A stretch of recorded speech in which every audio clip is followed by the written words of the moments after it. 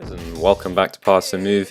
For today's episode in our Tactics and Team Guide series, we've got none other than AC Milan here for you in, of course, Serie A and finally in Italy, basically. So we've moved on from France. If you've missed out those episodes, we've got Tactics and Team Guides on the Lyon, Marseille, PSG and Monaco. So some decent teams there in France, but now we're in Italy.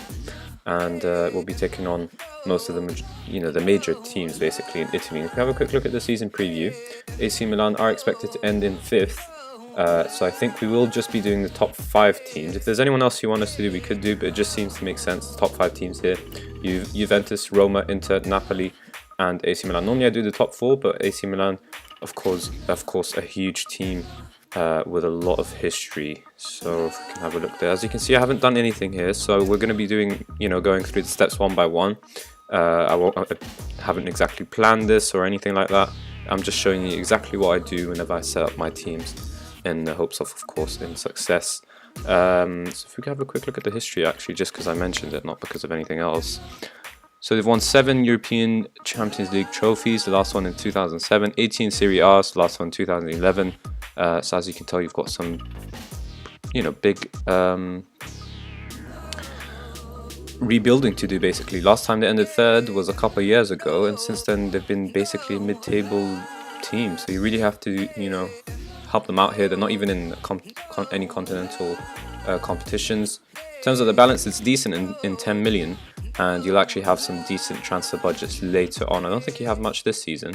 We've got 5 million, and you need to try and keep an eye on the wage budgets as well. But yeah, later on you'll have some decent money. It looks like your balance will increase. So they are a team on the rise, at least it seems here anyways. And in terms of your debt, you do have a decent amount of debt. Nothing to be happy about, but it's just 39 million. So compared to other teams, you're doing not bad. And it is 380k per month till 2024. So not too long, and not too huge in amounts. In terms of the squad, we'll be doing as we always do, which is sorting out the team into the best 11 and seeing who we can include, as many players as we can include in that 11 basically. So if we have a look here, we've got a striker in Carlos Bacca, huge player. Looks like he's going to be a star player for the league. He is leading at least, but we'll have a look actually first at whose judgment we can trust best. So it looks like we'll have to rely on Alfredo Magni. We can have the head of youth development's opinion as well, Filippo Galli as well, just in case.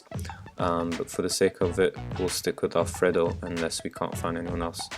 So Carlos Bacca, according to Alfredo, is a leading player still anyways, so that's good. You've got a left inside forward in Bonaventura, but of course he can play in a number of different positions. He seems to be decent in all of them. And it's all about where you see him playing. Got Suso on the right, inside forward, left footed, suited foot perfectly. And Giacomo is actually right footed as well, so that's perfect too. You've got a box-to-box midfielder in Cuca. Of course, Gianluigi Donnarumma, everyone knows him. 2 caps for the Italian team at the age of 17. Huge potential. Definitely should be a first-choice goalkeeper. Romagnoli is also definitely a player for the future. 4 caps for Italy. A really good centre-back and someone you should definitely try and build around. Central defender Paletta as well. 30 years of age. And you've got Gustavo Gomez in central defence as well, 23 years of age. Gerald Deulofeu from Everton. Decent winger as well, as capable of playing as an inside forward on the left, so that's options for you as well. Got right back in Mattia Di Scilio. I think everyone should know him by now. Of course, he used to have a lot more potential before than he does in this game, but still, of course, a decent player. And you've got another central midfielder, Umberto Lacchi. So just by looking at the team, it looks like we are suited a little bit more for the 4-3-3, but there's an argument to be made that we should be playing with 3 centre-backs. But of course, that depends on our full-backs, who can play wing-backs as well. By the looks of it, Abate capable there as well. So yeah, we could go the traditional 3 centre-backs route if you want to. But according to our system, the best off is 4-2-3-1. That's not something I agree with. So I think we'll go with the 4-3-3 for the sake of possession. That one there, for our possession-based tactic. And then we'll try and keep an eye on, let's see what type of, if we did the 3-5-2, that is something, but we don't want that. We want wing backs, don't we? But then if we play with wing backs, our wingers, or one of the leading players of the club, won't really get to play, will they? Alright, so unfortunately it looks like our centre backs will just have to battle it out. It looks like we are best off in the 4-3-3. And I think some of these top wingers, you might have to retrain them to play a little further back, basically, not so high up. If we're going to play the direct formation, I'll have a quick look at the team again just in case, so we're not missing anything. That's our best 11 there, so I think it does make sense to stick with the 4-1. I think 4-1-4-1 maybe would be your direct style of play. Alright. I think so. I think you could probably play a 4-4-2 as well, but it just looks like Baka's the only good striker in this team. And none of your wingers, as far as I know, can play striker, so yeah, your backup is injured for ages and he's not exactly a star player, is he? Decent. But yeah, you want to try and build up against Baka, so I think we'll do the 4-1-4-1 for direct and the 4-3-3 for possession based. Of course, this is just alternatives. You don't have to try and train both. That'll be a bit, you know, kind of backwards thinking. I know some people do that. Sometimes it works for them. But if you need to try and set an identity, in my opinion, anyways, you need to try and set an identity for your club, whether they're possession based or direct. And I think eventually you can build up to the formation that you like to use. But for the sake of using the players that we've got here, for possession based, of course, best is control. You can always do standard and counter as well. Those suit possession based, and if you really need to push on, you can do attacking. But of course, we're talking about what's suiting possession based. So what suits them: control, standard, and counter. And for the sake of this, I guess, tutorial, if you want to call it, we will stick to control. So in terms of possession based, for me, I like keeping things simple, as I always mention in my other episodes. So it's lower, shorter, roam, and be more expressive. These are just the tactics I like to use. I like to keep it, you know, between 3 to 5 instructions at best. But yeah, there are people who like to be a bit more detailed. So if you do, then you can get rid of be more expressive. You can of course retain possession. That's the best thing to do. You can use the offside trap because you're pushing up higher and closing down more. You can also play narrow to try and, you know, keep your players closer together. That way they're, you know, keeping things ticking over, basically keeping possession better. You can get stuck in as well. It's a bit extreme, but you can get stuck in to try and win tackles a little bit more. There, in turn, you'll be winning possession more often. You can play out of defense. That's without a doubt one of the key ones. Work ball to box, of course, is another key one. Look for overlap isn't really key, but it does help when you're trying to break teams down, which is normally what possession-based sides do. And I think that's pretty much all you can do. But as you can see, if we press OK here, it's 12 instructions. For me, that's a bit too many. I don't really like that. I used to play that way, and it does work. It's just about preferences, really. I like to give my players a little bit more freedom. So if we get rid of all that again, control, lower, shorter, be more expressive, and roam positions. That's pretty much as simple as it gets. Now, in terms of the direct style of play, what suits them best is counter and attacking. You of course can use any of these other instructions. There are no, you know, hard rules basically, but just for what suits them best is counter and attacking. Since Milan, we're trying to make them a top team, just for the sake of this, you know, game, we'll be sticking to attacking. Again, simple as can be: higher tempo, more direct passing, roam, and be more expressive. But again, if you like to be more detailed, get rid of roam from positions. You can do things like run at defense, pass into space, hit early crosses. You can clear the ball to flanks.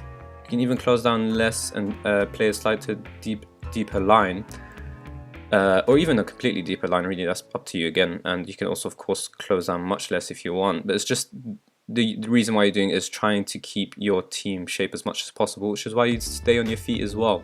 And that way you make yourself harder for teams to break down, and you can hit them on the counter as you draw them into your half. You can also play really wide to, you know, try and open up the opposition team as much as possible. Now, just so you know, the key ones are higher, more direct, running at the defense and clear the ball to flanks, I'd say, are the most important ones. Pass into space is some decent one. Again, depends on the game if they're playing a high line or not. And then hitting early into crosses is not really that key. Staying on feet, not really that key. Again, these two as well, not really that key. It's about team shape, isn't it? But again, for me. This is just the way I like to play, so I'm just showing you how it is. So there you go. I think I forgot something. It says only 3. Oh, there you go, more direct. Alright, and back to attacking. Alright, so let's have a look at the squad, and we'll see who can play where. Of course, Donnarumma should be, we'll actually sort out who should be in the team and who shouldn't be. So he's good enough for the league, decent backup to Donnarumma. Normally what I like to do is have 22 players, as I always mention in all my episodes, and obviously we've got excess players here. But the reason I like to have 22 players is that your first 11 is full of leading players for the division, and then your backup players should be youngsters with potential. That way no one's really fighting too much for the same spots and complaining and all that sort of business. But yeah, this one's kind of backwards because Storari is actually the backup and he's the one who's older. So what you could do is of course keep him while Donnarumma becomes leading, and then eventually bring in another youngster with potential. You can of course just keep Storari as much as possible. He is still a good backup, so he's definitely decent. Donnarumma should, I think it says he's only very well suited, which is what happens when the coach isn't completely sure of where their the ability is, because they're still improving and whatnot. So but my assumption would be that he's leading for the league. If not, he'll eventually will be, of course. I think he's a wonder kid in this game. Yeah, he is. Alright, so that's your goalkeeping department. In your right back spots, you've got Abate, long-standing AC Milan player. Both of these are good. Apparently, De Sciglio still has a little bit of potential to make, so he could just about sneak into a leading player, which would be decent. And then you can keep Abate as a backup, or maybe bring in a youngster and sell Abate. Again, all about preferences. Luca Antonelli is your only left back in the squad by the looks of it, and he is just a good player, so you could bring in someone with leading ability and keep Antonelli as a backup. And he'd be a decent backup. Of course, if you really want to go crazy, you could sell him, bring in a youngster, and bring in a proven leading left backs as well at the same time. We'll have a look at Vangiolini. I can actually play as left back as well, so that helps because you do need another left back. But again, he's just considered as a good player with ability, so you can also consider selling him or Luca. Depends on who you prefer. If you're asking me for my opinion, I think Lionel, his positioning and marking is not good enough. Of course, you want your left back to be able to defend more than to attack. Having a fullback with attacking is great, but his initial job is to defend. So I would say sell Lionel and bring in a top left back. In your centre back position, as we mentioned, 3 of these are already in your top 11 players for the club. So you're not too shabby in defence. But in terms of ability, Gabriel is only good. Romagnoli definitely should be your first choice, and he will eventually become a leading. So what you could do is basically get rid of, I think, Gabriel and Zapata. You could sell both, bring in 2 youngsters, and that way Gustavo and Romagnoli can fulfill the potential of becoming first teamers, and you'll have backups with potential, which would be good. But again, you could let these 2 slowly fulfill their potential. As Pellet and Zapata age, they'll naturally decline. Of course, they're still decent backups. Again, it's just about preferences. We've already talked about Lionel, so that leaves us with the central midfielders. Now, you've got quite a few of them, and if I'm not mistaken, you can even put Bonaventura in that boat, and that way Suso and Deulofeu get to play as well at the same time. Now, if you have this, that's 6, that's perfect for you. But if you're playing for the 4-3-3 or even the 4-1-4-1, you need 6 players in that central midfield. There's 2, you got 4 in centre mid and 2 in defensive mid basically. So if we have a look, Montolivo is only good, so another player you can consider selling. Pasalic is just a loanee, but he is ready for the league, so he'll be okay. Poli is just good as well. You could do with some improvement in central midfield by the looks of it. Bertolotti, what? No, that was completely wrong. Andrea, let's just call him Andrea, also just considered good. So is Kuka. So again, central midfielders, not a single leading player. That's a bit of a concern, because at least the other positions seem to have it. AC Milan squad, most of them only good players, so it is an area to look out for. You need to try and push, break that barrier from good players to leading players or star players as well. I think Bonaventura will probably be the only leading player, so it would make sense to try and play him in central midfield. He's capable of that as an advanced playmaker. So again, it's all about what you consider. But for me, Pasalic is probably the player who's a loanee, so you don't have to worry too much about him. Poli already listed for some reason, but I guess that's something you could consider. You know, try and get your central midfield and defensive mid sorted in such a manner where you've got your 3 first choice leading players and then 3 backup players with potential, because it's a bit of a mess here. Lucas Ocampos is another loanee, but he is ready for division, so that's nothing to worry about. Namdi, though, is not good enough for the squad at all. For the sake of that, you should sell him. I'll just move him to under 20s to get rid of him. Suso is only... Oh, I thought he was good. He's actually leading, so that's good. You know, he's a youngster who can still improve. Definitely someone to try and build around as well. We've talked about Ventura. We even talked about Delafeo, capable of playing both roles. He is only considered good, though, so... he's just a loanee, so I don't think you have to worry about him. I don't think you need to, you know, cancel his loan or anything like that. You can't terminate it anyways. Honda, advanced playmaker, only good. I'd reckon either try and, you know, you can try and play him as an inside forward on the right. We'll count the numbers in just a second.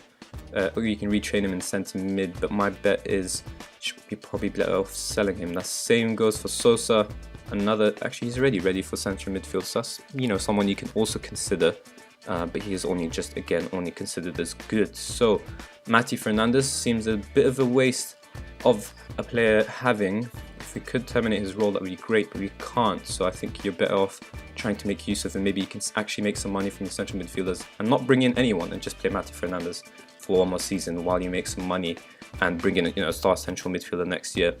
Gianluca Lapadula is just good, so you could sell him, bring in a youngster for when Bacca eventually becomes, you know, too old. He is 29. He will be peak. He's definitely one of your players to build around and an incredible player. So if we have a look at the central midfielders again, you can consider all of these as central midfielders, and that's not, of course, way too many. Central midfielders as well as defensive midfielders. You can even put Giacomo as your central midfielder. That's, of course, way too many. But if you don't consider Giacomo as it, then you've got your perfect amount of 4 wingers, and you know, you don't really need to do any of it. You don't need any of these 3 players here.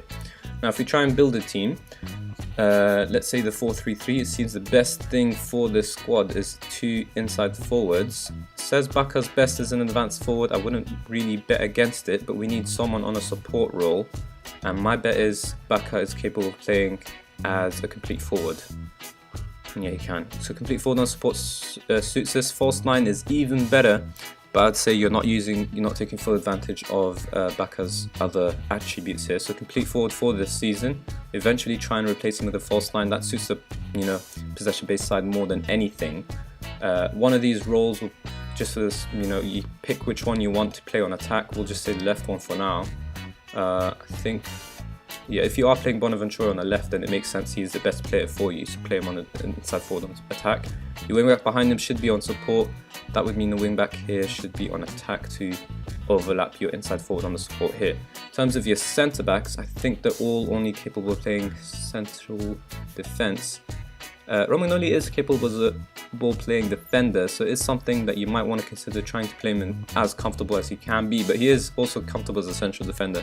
So it's all about preferences. It's not going to do harm playing as a ball-playing defender. If you ask me what I like, I just like the standard central defender. I don't want my defensive centre-backs playing as, you know, being creative and whatnot. Just do your job and get on with it, and that's it, and let the midfielder do their job. You are playing 3 midfielders, so it's not like you're short of creativity. I'm going to have a look at defensive mid, but it looks like we do have plenty of options for the advanced playmaker on attack to play here that suits the possession-based side as well. We'll have a look at who can play in defensive mid and who can play central midfield as well. It looks like you've got box-to-box midfielders. Ball-winning midfielders would be a bit better of an option, but if you want to play them as comfortable as they can, then box-to-box. But it looks like they're suited for the ball-winning midfielders, so if we play that here, that'd be great for possession-based sides as well. He's going to run around, win possession for your side, basically. But again, we have to try and consider your defensive midfielders, because it doesn't look like there's a couple of natural options here. A halfback is not half bad, actually, as an option. Defensive midfielder or anchorman is probably something that you want to go a little bit more for. Montolivo is capable of playing defensive mid though, so he's not a bad option there at all. Pasalic is okay with it. Yeah, I think your best bet is to play Montolivo, though. You might have a look into bringing an actual defensive midfielder or an anchorman, whichever role you prefer. Anchorman, I think, is the best for holding the line. Halfback is like an anchorman, but he also gets, he uses his vision. So it might be something that you might want to look into for possession-based side. If we have a look at the role, aggressive sweeper and the defensive midfielder is perfect. He'll push in between your central defenders here, which lets your wing back go up and have some, freedom basically. And he quickly recycles possession, which is great because that means he'll be giving it to the advanced playmaker. The ball-winning midfielder does the same, quickly gives possession to, he wins possession and then he also quickly gives it away. But on support though, he'll be able to fashion out chances, which is great. So you might want to try, even though it's not in their attributes, you might want to try and find a ball-winning midfielder on support who has a bit of vision, I guess. So Polly's perfect for that. I think Kuka as well, he's got a decent amount of vision and passing as well. So you've got players that are capable of playing this type of formation. I don't think you'd be decent with a defensive midfielder and an anchorman as well. Try them out, see which one seems to suit the team best. But I would say halfback maybe just for the sake of your wing backs. So that sorts our 4-3-3, but the 4-1-4-1 is going to be a little bit different. We will be playing a complete forward on support, and we've kind of got our hand tied. We're playing wingers. You'll have to probably retrain your inside forwards as wingers in this position if you are going for this formation. And that would mean we would have to play fullbacks here and here. You can still consider playing a ball-playing defender, not too bad in the 4-1-4-1 because you are trying to get the ball up as quickly as possible. As you can see here, it says they can launch defensive splitting through balls, which helps with the counter-attacking, of course. And I would say your best bet is playing a deep line playmaker here on defense. That way you're quickly playing the ball up front, as we mentioned. And again, you can play your midfielders who prefer the box-to-box midfield role. That really suits the attacking direct style of play. Here's where you've got a bit of an issue. It's not too much, but you won't be able to play the advanced playmaker anymore, and that leaves you with just one other attacking role, or duty rather, which is central midfielder on attack. Most advanced playmakers can play that role comfortably. So if we use let's say Montolivo for example, central midfielder on attack, he's decent there. His only issue is finishing. You might want to consider someone else such as Andrea here. Even his finishing is not too good either. So again, we mentioned you needing to revamp your central midfield anyways, so you might look into bringing a central midfielder on attack. So I think that's all for today. We'll just have a quick look at the youngsters to have a, keep an eye on who to bring in and who not to. In terms of age, there's no one over age here, but you do have a bunch of players out on loan who, when they come next season, you actually can consider selling. Niang is a really good youngster. I'm not sure why they actually let him go out on loan. He is susceptible to injury, so maybe that's their worry. But you can't recall him.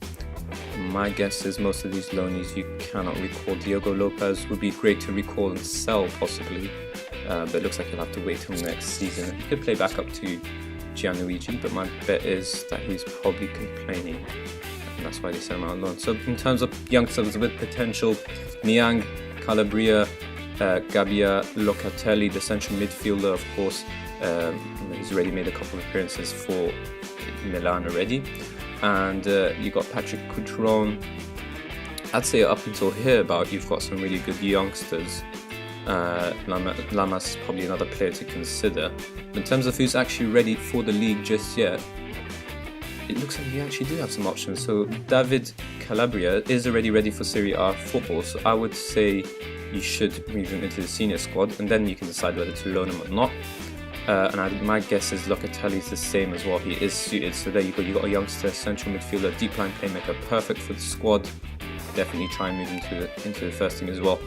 Patrick, not ready yet, and it looks like the other ones won't be ready for the first team either. But yeah, a couple of seasons loans, they'd be perfect. But definitely AC Milan definitely do have youth for you to consider, and that helps with your right back issue because. Could sell Abate and keep Calabria and Scilio as your right backs. Eventually, Calabria should overtake Di Scilio. And I think with Locatelli, again, he seems to be the only youngster central midfielder with potential. So it would be, be a good idea to try and build around him. With Pasalic is the other young central midfielder, but he's going to be back to Chelsea anyways. So unless you've got an option to buy him, you don't actually have an option to buy him. So again, yeah, try and build around these players, key players such as backup, and keep an eye on youngsters such as Locatelli, of course, and Calabria, as we mentioned. So yeah, that will be all for today's episode. Next episode we'll be looking at another of the Serie A teams. Already mentioned who we will be trying to do tactics with and a team guide with. If you've got any preferences, let me know in the comment section, of course. But we'll be knocking off these teams one by one daily anyways. So yeah, as always, if you did enjoy the episode, then please do hit the like button and subscribe for more daily Football Manager 2017 content. And as always, thank you guys for watching.